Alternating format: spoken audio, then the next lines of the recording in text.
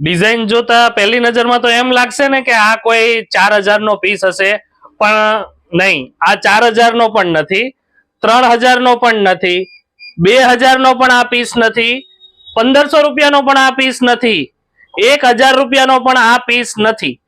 તમને માત્ર ને માત્ર 950 રૂપિયામાં જ મળી જવાની છે એટલી સુપરહિટ ડિઝાઇન, પણ અમારા ફોલોઅર્સ માટે જ છે.